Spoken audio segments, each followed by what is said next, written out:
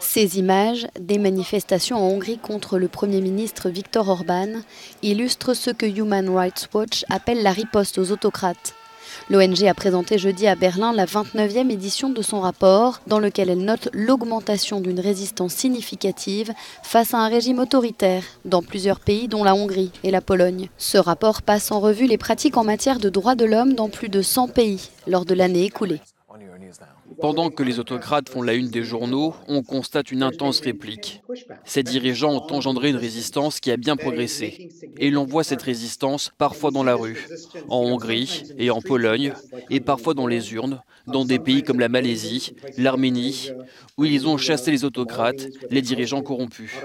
Mais ce qui est peut-être le plus important, c'est que dans certaines institutions comme les Nations Unies, certaines des grandes puissances qui, traditionnellement, cherchent à défendre les droits de l'homme, se sont mises en retrait. On ne peut pas se tourner vers Trump, qui est trop occupé à soutenir des autocrates alliés.